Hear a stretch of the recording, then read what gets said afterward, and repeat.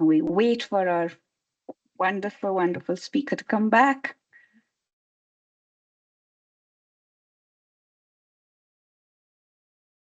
Thank you for joining. We're going to start now.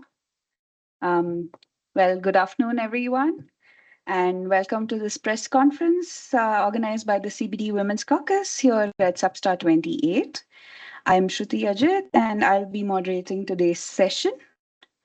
For those who are less familiar with us, the CBD Women's Caucus is the women's constituency within the Convention on Biological Diversity, a self-organized global platform supporting women and girls worldwide to advocate for their rights in biodiversity-related decision-making processes at every level.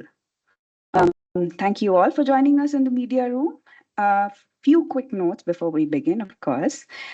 We have 3 speakers today, each speaking about the key messages. They are going to be focusing on some of the agenda items that are currently being discussed within the plenary. And all three have, after all 3 have spoken, we will open the floor to questions from all of you who are here. And we've kept a generous block of time for that, so please hold your questions until then. Unfortunately, interpretation is not available today for both speakers and all of you.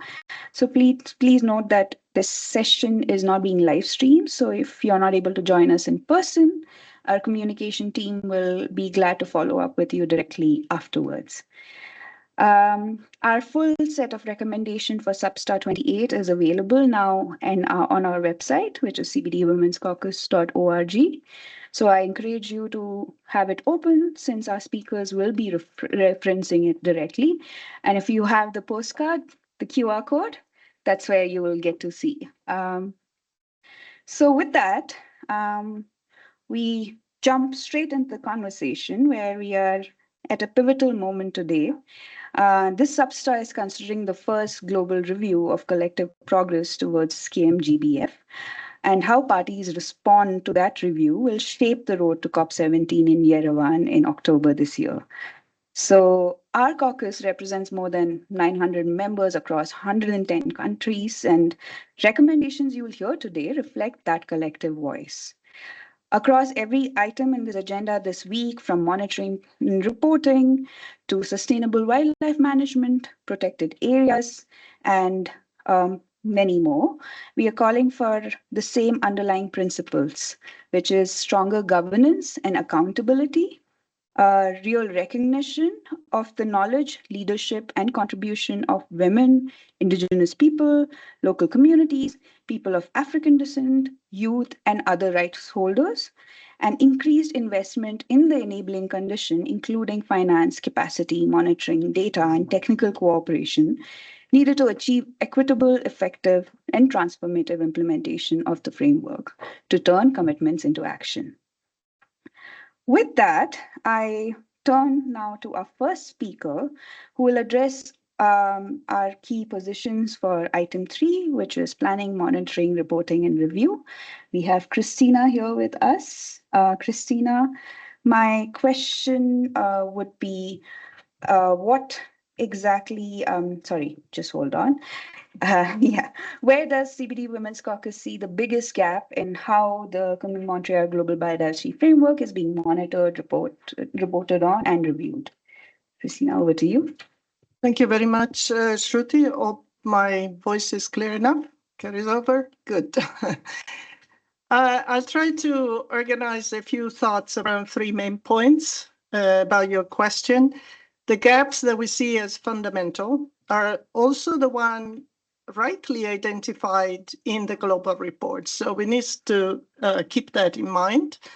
One is about whole of society and how important it is to strengthen a whole of society approach, a more consistent engagement of rights holders. That means indigenous people, local communities, women, youth, Afro-descendants, and people and persons with disabilities and other groups.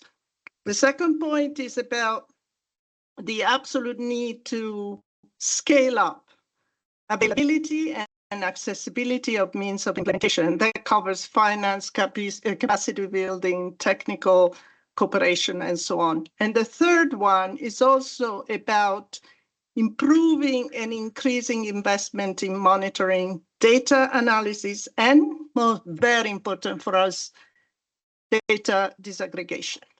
We know it's an optional, but we need to find ways to address that because it tells the real story about how implementation goes and how fair and equitable implementation is.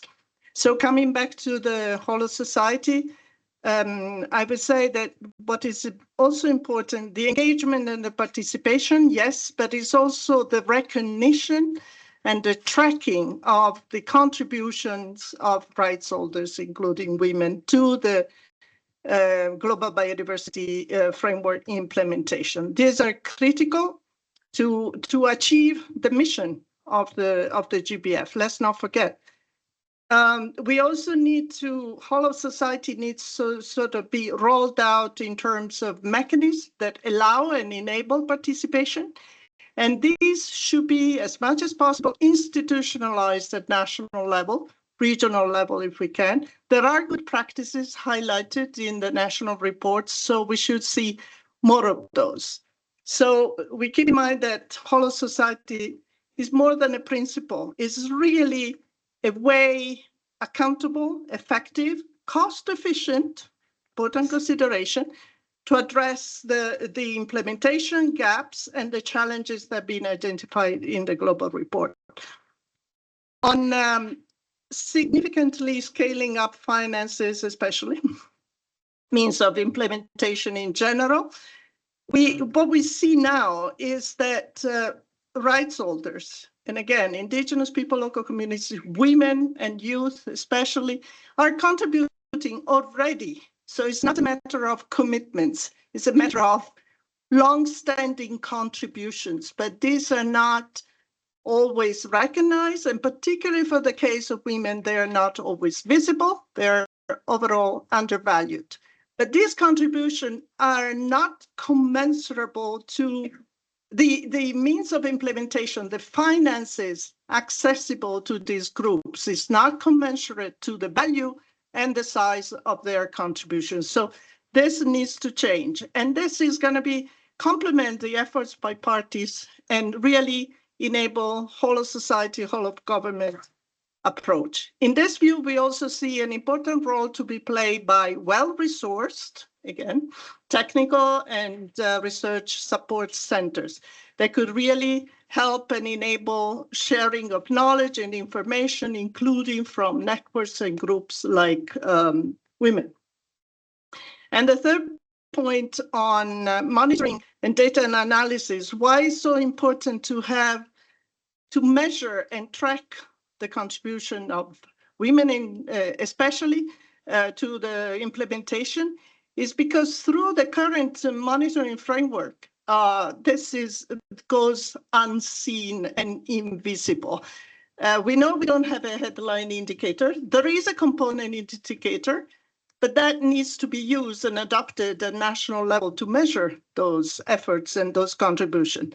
And data disaggregation, as mentioned earlier, it's the only way to help monitor both the significant contribution of women in particular, but also the gender differentiated impact on of biodiversity loss on women's group, especially. So I'll stop it here. Hope the messages were heard. Thank you, Christina. You did a great job, and I think those key messages are very, very critical in the way ahead. We still have now the next level, so hopefully parties, observers, everyone do listen to these key messages because they are the way forward for us. I'm going to stop now for this agenda item and move to the next one, which is on sustainable wildlife management. And we have with us Joyce Peshu, who is leading that agenda item within the caucus. So Joyce, for you, now we have the sustainable wildlife management guidelines. So how can these guidelines be more gender responsive? Thank you. So first, I'll start by saying that sustainable wildlife management cannot be truly sustainable if it's not, or if it overlooks gender equality as well as equitable governance. And so the guidance that has been developed by the CBD should be grounded to the target 23, target 22, as well as the gender plan of action. If it's not grounded with those targets as well as section C of the KMGBF, then that means the guide will not really be gender responsive. And we need to ensure that this guide is able to advance human rights, is able to advance gender equality, as well as social justice. Now, when we go into sustainable wildlife management and ensuring that it's gender responsive, for us, gender responsive wildlife management means that we recognize that both men and women interact with wildlife differently. And so they have different experiences, they have different knowledge, and they're also affected differently by conservation and decisions that are made within conservation organizations or even grassroots conservation like conservancies in Kenya. We need to ensure that women are not only consulted, but they participate meaningfully, that the decisions that are made on conservations integrate the needs and priorities of women. But one thing that we've seen that we've moved from women not participating in sustainable wildlife management to them, yes, being said they're participating, but still we see barriers. So we need to ensure that as the guide is there and it's supporting parties to ensure sustainable wildlife management, there are essential enabling conditions for women to be able to participate. That these guide mainstreams gender, it looks at rights-based approach, it looks at transforming power structures, because we know those are the barriers that exclude women from decision making. It looks at eradicating all forms of violence as well as sociocultural barriers, and also developing and strengthening capacities of women to be able to meaningfully participate. So one, as I mentioned, is ensuring that the guide integrates target 22 and target 23, as well as the gender plan of action. And then the aspect of meaningful participation, and what does that look like? Looking at the barriers, is it ensuring that we have enabling conditions for women to participate? The other key message is on equitable distribution of benefits derived from conservation and also sustainable use of wildlife.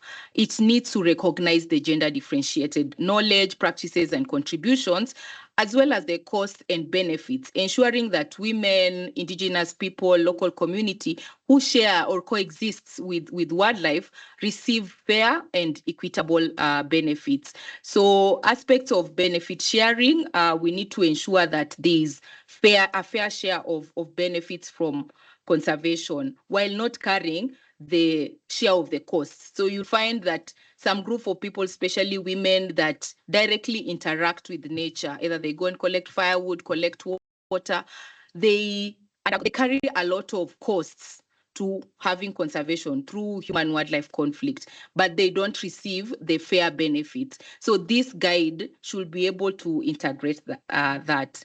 And lastly, conservation works best when everyone has a genuine opportunity to be able to shape decisions that are being made. Gender responsive wildlife management is not about giving women special treatment. It's about removing those barriers so that everyone can be able to contribute their knowledge, can be able to share benefits of conservation, and also ensure that communities live resilient by coexisting with wildlife. Thank you. Thank you, Joyce, for that very powerful inputs for the sustainable wildlife management. And I think there we can already see there's commonality between what Christina has already said and Joyce about participation, means of implementation, and equitable distribution of benefits, and then gender responsive is not a catchphrase, and these examples and these particular the inputs that both Christina and Joyce have provided right now is a testament to how can we be gender responsive? What does it mean to be gender responsive?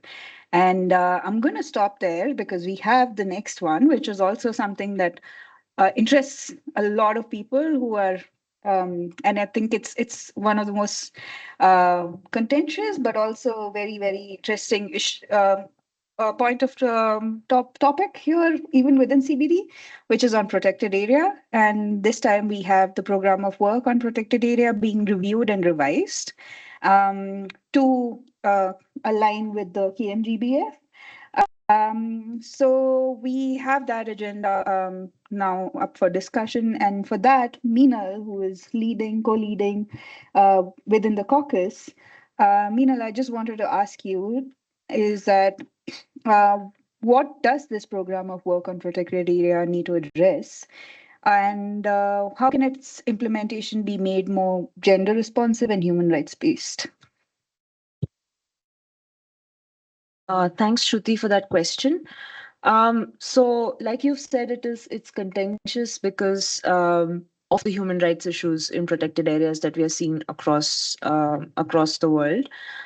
Just taking from what Joyce has already said, we are looking to make sure that the protected area program of work is actually looking at the very progressive human rights based approach elements that the KMGBF already has in terms of Section C, in terms of Target 22 and Target 3 being aligned, in terms of gender being not just looked at as women participating, but the protected areas and conserved areas having the full, equal, meaningful participation of women, youth, and other right holder groups, including IPLCs.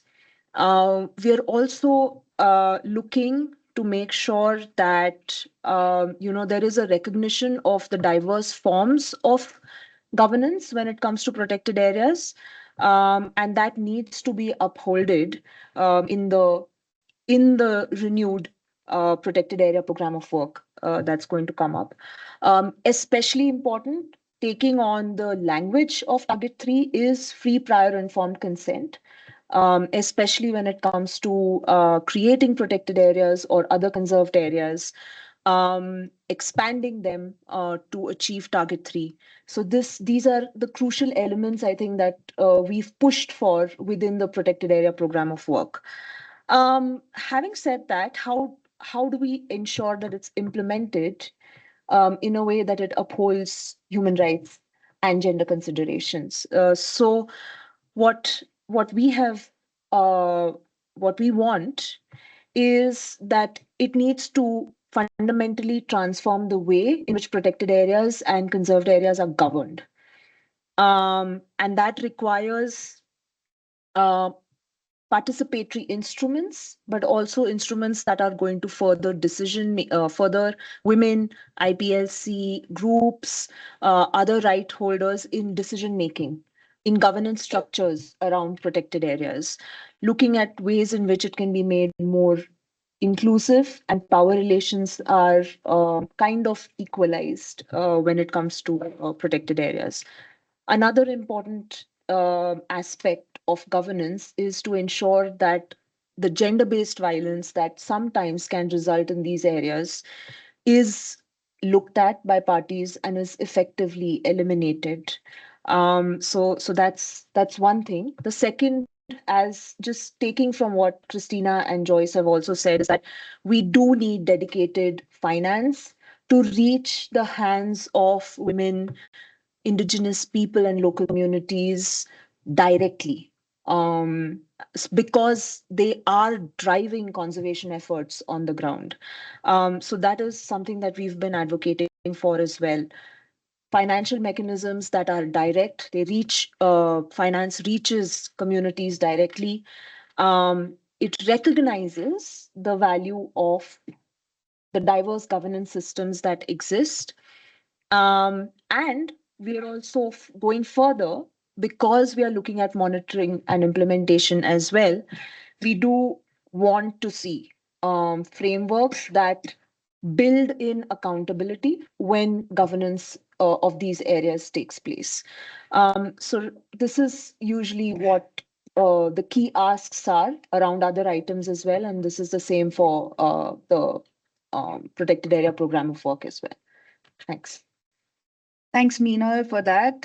So definitely looking, few of the things that are coming here is looking at the recognition of diverse forms of governance and looking at participatory instruments to be included within the protected area framework and in the larger, at the national context as well.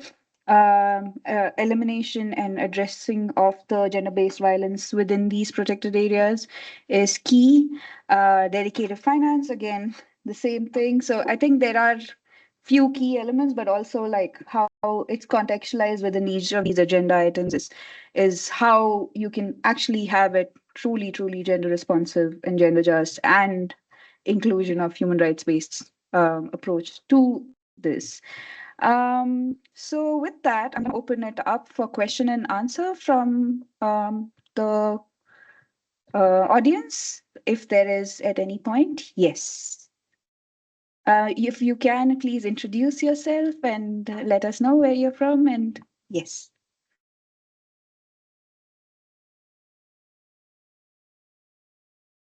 With disability and invisible disability. And thank you so much for everything that the Women's Caucus is doing and for everything that you've spoken about. I've had a lot of rights-based, gender responsive, but I'm here to throw, the spanner in the works because I haven't had disability inclusive because we talk about women, we talk about youth, we talk about children, but we realize that these are not all a homogeneous group. So we have persons with disability among us living in the same environment that needs the conservation. Everyone is busy taking care of the environment while leaving 1.6 billion people behind. We're being left behind. We are not meaningfully participating in the process because there is little or no reasonable accommodation. We are mostly treated like an afterthought. And disability inclusion should be the standard. So I'm just here to just, emphasize that, we are being left behind and we want to be part of the process. We want to, have sit on the table where we are meaningfully participating. We are talking about our special needs and vulnerabilities, give solutions to them, and feel like, we are part of the process because we cannot say we are having a conservation inclusive world if we are leaving 1.6 billion behind. That is actually equivalent to like one continent. So you can imagine the whole continent that you're leaving behind. So even in moving forward and even in our conversations, we would like to be part of the process. And at the UNFCCC, we have the Disability Caucus and we work closely with the rest of the constituency. And even in this space, being my first time, I would want to work closely with the Women Caucus and all the other caucuses that are here. Thank you very much. Thank you, Josephine, for that very critical, important inclusion. And I think Christina did mention about persons with disability, but we know that it's something. Even in the language of Target 22, we do have that category. However, like you said, it's still invisible. So thank you for bringing that up and bringing it to our attention. And definitely it's also the intersectionality of things, right? Like you're a woman and you with disability, so it's a very critical important things for us as caucus to also consider. So thank you for that. Are there any? Yes. My name is Joseph Silali and I'm from ABOS Africa News Agency, and my question goes to the three of you. What is the most important priority as a women caucus from this conference? Thanks, Joseph, for that. It's a very heavily loaded question. Does anyone want to go? Okay, maybe Christina? Yeah, maybe we all contribute for our own perspectives, but I think this is a preparatory meeting towards preparing, from the global review point of view, SBSTA comes first, technical scientific assessment of the findings of the global report. The next meeting, this SBI, following this one, will be the one where hopefully, that's what we hope, the parties will start discussing about how do we respond collectively as parties first, but also all of us non-state actors, rights holders. We respond to the failings, to the gaps and the challenges identified in the global report. How do we accelerate, galvanize, support, promote, advance implementation, but not only implementation, as we heard this morning in the plenary room, and we heard it here from all three of us, means of implementation need to go at the same speed, if not lagging behind for sure. Implementation depends on means of implementation. I would say that, and please. I think for me, specifically, I'll speak on the item on sustainable wildlife management. Having the global guidance on sustainable wildlife management that parties are supposed to adopt and integrate this guidance within their national policies, their national laws. So ensuring that this guidance is gender responsive, is inclusive, that it ensures consideration of women roles. We've even seen in some of the texts within the guidance, women and youth are lacking, and that's what we are recommending to ensuring that when we mention indigenous people, local communities, we have text on women and youth. And so ensuring that that is integrated into the global guidance, ensuring the principle and approaches that are there is able to incorporate all the safeguards so that when we go to COP and we are urging parties to integrate this global guidance within their national policies and laws, then the guidance is already gender responsive. Yeah. Yeah, just to take from what Joyce is saying, because right now the entire program of work on protected areas is being considered and renewed so that it can match the very, very progressive human rights elements of KMGBF, including Target 23, which is about gender responsiveness. So for us, it's very important that the designing of the POPA, of the improved program of work, includes women, includes their voices, and then the implementation as well, because women are key stakeholders in the way protected areas and conserved areas are governed across the world. So the implementation of the program of work on protected areas needs to have women in decision-making processes, needs to have direct finance for women when it comes to capacity building and whatever needs they have in terms of conserving the landscapes that they are part of. So I think these two are extremely crucial for us to ensure that POPA becomes more gender responsive as it is being implemented. Thanks.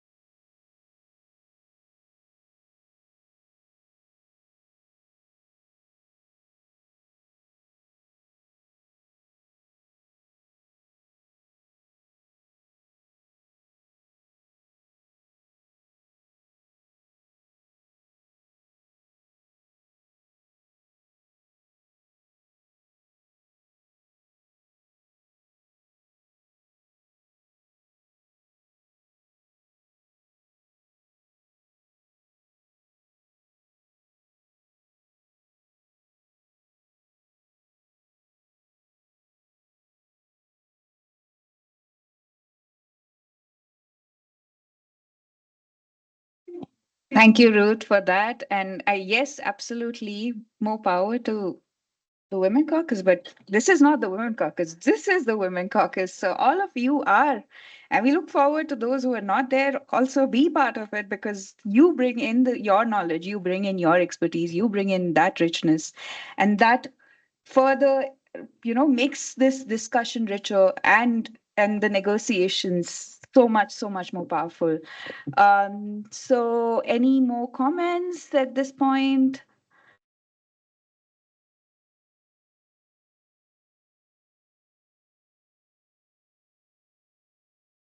No, not necessarily. You can just sit.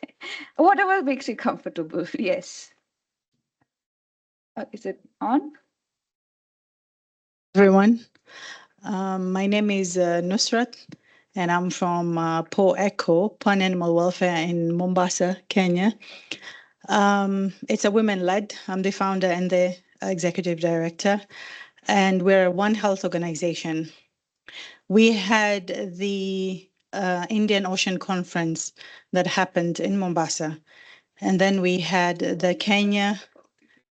Yeah, then we had the Kenya Marine Spatial Planning for the whole country, and out of that, there were still very few women that were there. In both, in fact, even for the conference itself that happened, there were very few indigenous and local women that were there. And majority had never even heard there's something going on within a very small city. And as much as women and youth are included, most often the youth part, it's still men, boys that are considered the most and not girls. They're still overlooked. And at the same time, in terms of locally led organizations of women, having exposure or knowledge of such caucuses that are there, or of women organizations that can actually help with the movements within our own countries, is very difficult to get that information. So our issue, and which was the issue in both of these events that had happened, is that as much as we are included in paperwork, when it comes to enforcement, I'm not even going to say implementation, but enforcement at country level is still very minimal, or it's just included in paper, but doesn't actually happen in the grassroots. So as a caucus, it would be welcomed if you could tell us ways, other ways that we are able to tackle our governments and in that aspect, and able to still get our voices and get it enforced through, as she said, like we have to push it ourselves on the ground and make it happen. So that will be very welcomed. Thank you. Thank you, Nusrat. Does anyone want to go? I could see Joyce, maybe from your own experiences. Yeah, thank you. Yeah, I think I echo what you're saying, and me working in wildlife conservation and in the community-led conservation sector or conservancy sector, we have very few women in those sectors, specifically in leadership, because for a very long time it was male dominated. And so if the women are not in this leadership, either conservancy managers or conservancy chairpersons, or even in the ranger workforce, that they do the real work in terms of wildlife monitoring, then in such spaces you would find them, because they are at the bottom of the ladder for them to participate in some of those conferences. I think specifically, maybe speaking from the perspective of Kenya, and having learned from the CBD Women Caucus, having joined a few years ago, that collective advocacy among women in conservation in Kenya, I think we need to work more about that, and ensure that we come together as women in conservation in Kenya, so that we can be able to push the country and hold them accountable. But if I'm doing it alone, you're doing it as an organization alone, then it becomes very difficult. But I think what we need to do is have that collective advocacy. And I will say maybe within the CBD Women Caucus, because we meet on a monthly basis, maybe is to see how many within the women caucus are from Kenya, and who are these other women that are not part of the caucus, that we need to bring them on board and come together as Kenyan women in conservation to be able to push for parties to put for the Kenyan government to ensure that we include women. So that's what I would say. But yeah, I echo your frustration. Yeah. Thanks, Joyce. And that's the beauty of this, is that like the mobilization doesn't happen from above. It's just each of you sharing your story, one the challenge, the other one with possible solution, or not even that, but like even having that space to be able to have uh identify strategies, identify it. And while this is a global meeting, I think it's equally important to talk of how that can be translated at regional, national, local, regional level is critical for any of this to actually be realized in its truest potential, especially when we talk about gender justice, right? So thank you, Joyce, for that. And I think these are great takeaway, even if and this is essentially some of the practical examples of how we can implement. I can see Christina, if you want to. No, just wanted to all important, but focus really on what you are saying, because the issue is invisibility and being valued at whatever level.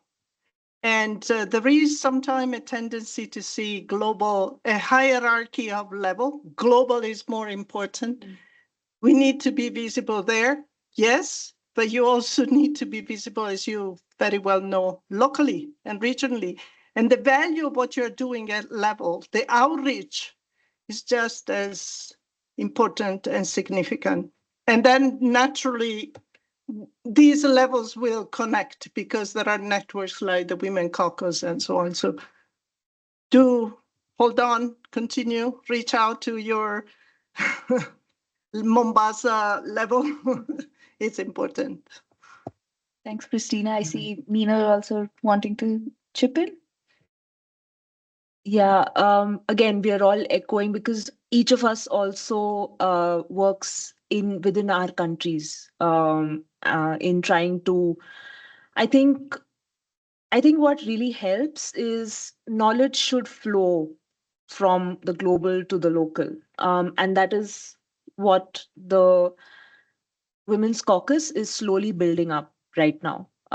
A very important part of what we are doing is also to collect some evidence, which is going to be taken to the global level to say that, hey, you have women who are actually working on the ground. They are also defending their territories. And really, through that, protecting, conserving, achieving target 2, achieving target 3, you know.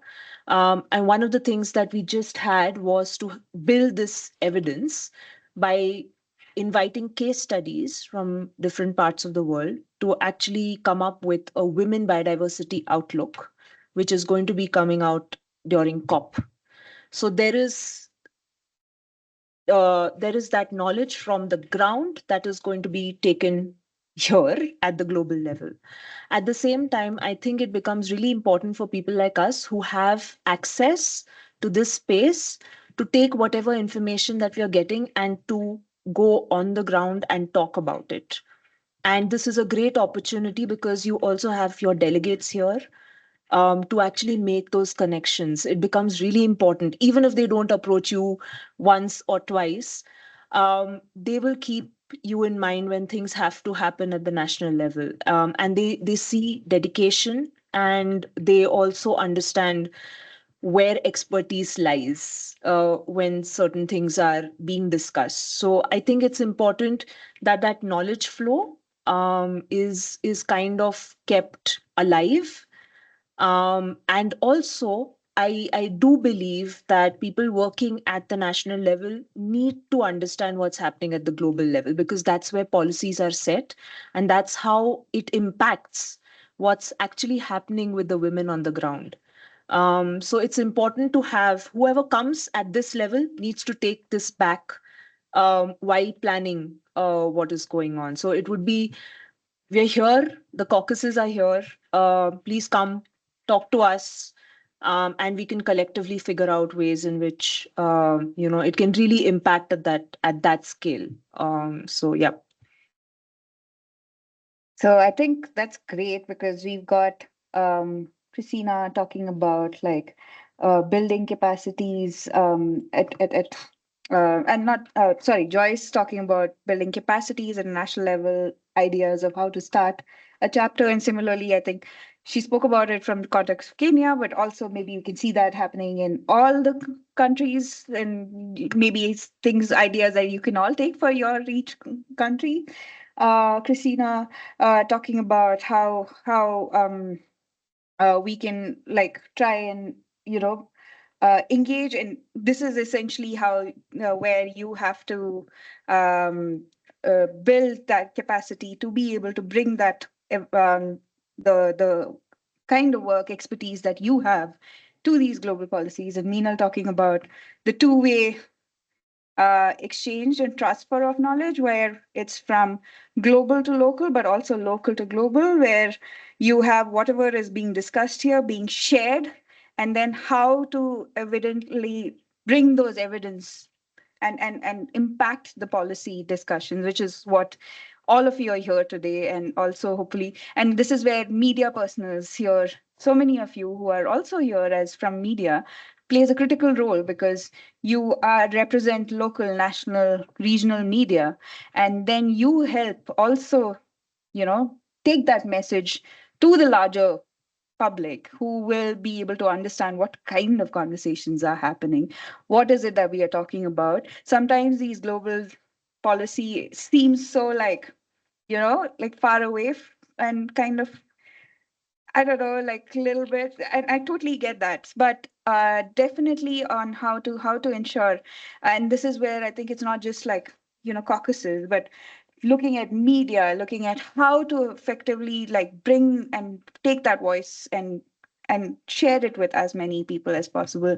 And this is definitely something that the caucus can help build and work on building that capacity. So I think we have about the last 10 minutes. Um, yes. So that's probably the last, and then yes. Hello, everyone. My name is Mildred Juma, and I'd like to say I share in the field of wildlife, necessarily not like mainly in fauna or like, yeah, fauna side, but more on the side of the freshwater ecosystem. And just as Joyce has mentioned, I know she understands some of the challenges that are there. So I'll just want to give an example. I have been a member. We co-founded a NGO, and it's a freshwater NGO that trains community and also trains experts. So all of us are experts.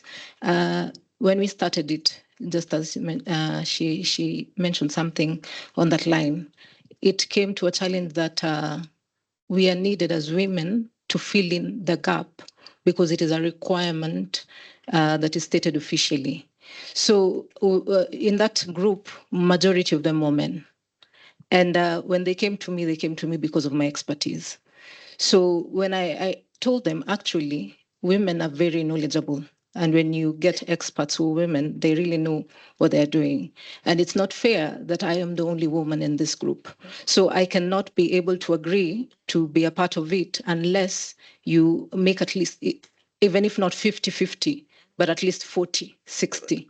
So I brought on board other women. And even on the board members, there were only men. So I told them I'm not going to be part of it until you include women in. So in this case, I would like to pose a question. For Women Caucus, what clear mechanism or guidelines do you have to track the benefits that women bring? Like in the caucus in itself, how do you clearly track the benefits? Because this is a challenge. Yeah, I agree. As women, we in wildlife field, we get to deal with those issues. So eventually you have to find your own way and prove yourself deserving, because you have to work twice as men. Yet it is an opportunity that without you working that twice, you're well deserving of it. So what clear guidelines have you set in place to at least track the benefits that we are bringing on board? Thank you. Should I reflect it to the board of the caucus? This question? Or do you need some time? So quickly, just to share, maybe until Christina reflects, is with regards to benefits or tracking benefits, especially based on your examples, the caucus is body to influence the CBD discussions policy-wise.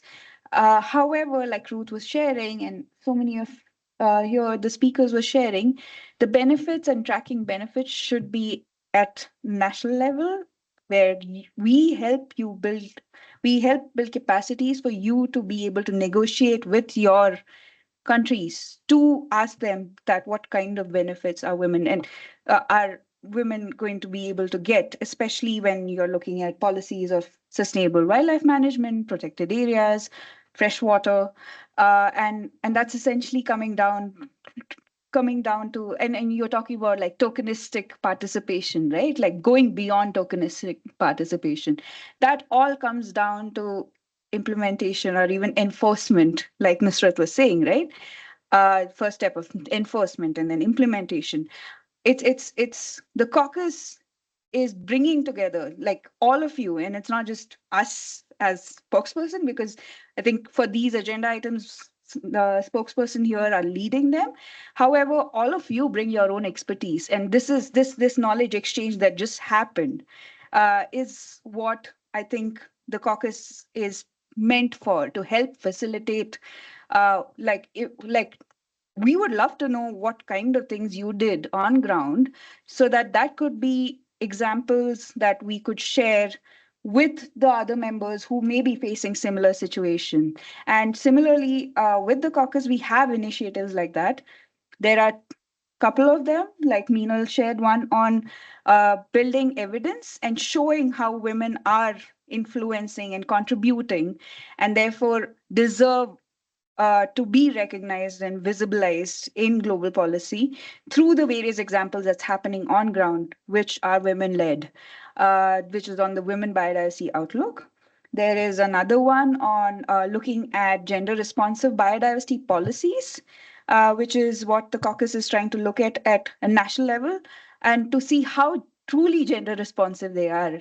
Like, again, Nusrat also said, like, is it just on paper or is it actually happening on ground? Are there evidences of these biodiversity policies being gender responsive? And this is probably where your evidences, this is where the contribution happens, and this sharing happens, is where we all collectively learn and use that examples to influence the policy. The third one is on looking at biodiversity and gender data, which is also looking at the implementation, the agenda item on implementation, and the global report is looking at how we can look at gender responsive biodiversity data. Because if you've seen, there is a gender plan of action, which is a decision that came at the same time as the Kunming Montreal Global Biodiversity Framework was adopted.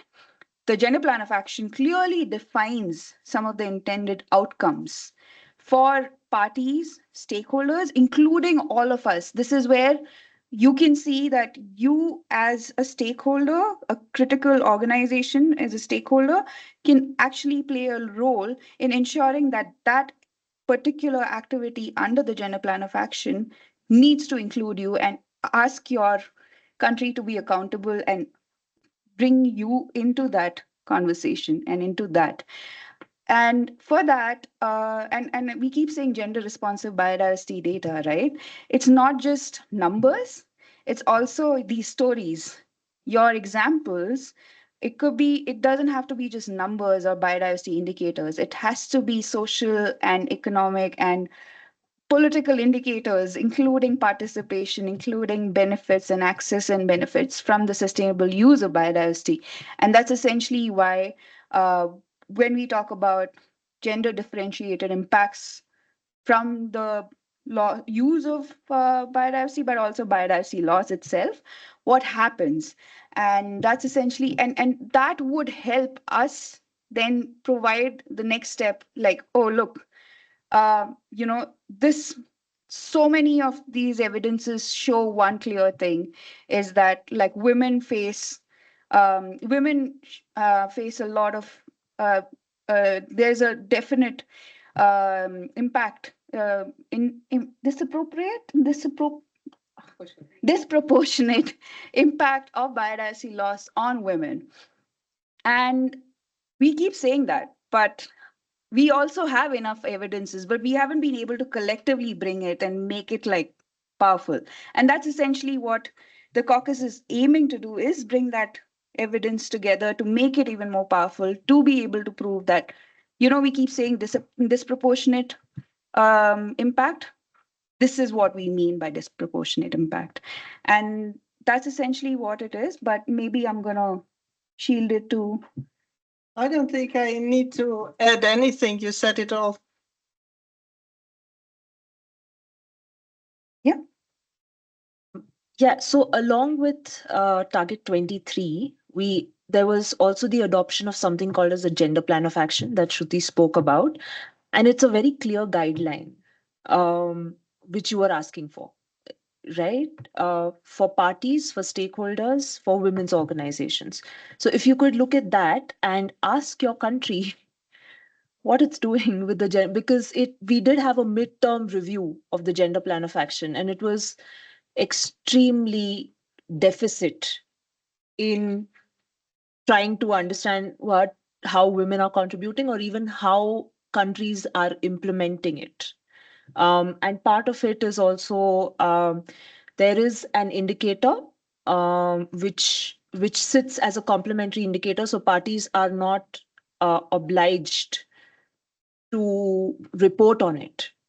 But it's a great plan. You could read it, and it is a sort of guideline to very specific deliverable actions of what needs to be done to make to make conservation and CBD processes more gender responsive at the national level.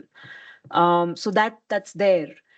But because it was not very favorable, that's the reason why those 3 studies that we've been doing and gathering that information, is to show that, hey, this is there, but there's no reporting about it at the CBD level.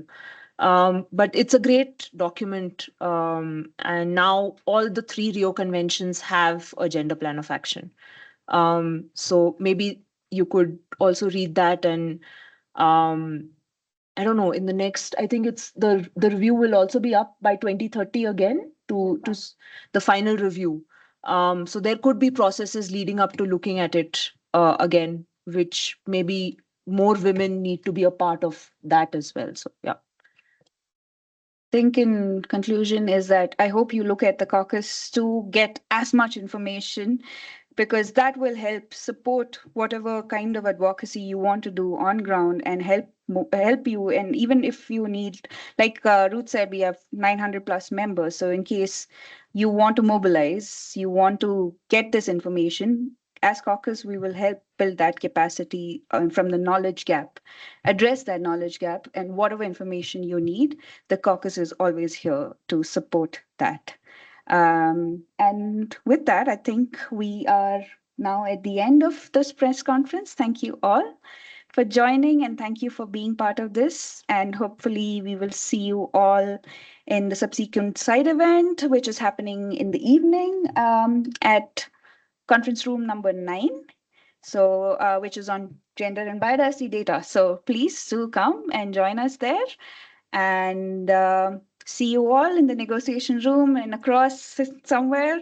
And please feel free to reach out and stop us all anywhere at any point to ask us questions, share your stories, and it'll be great to continue these conversations. Thank you all.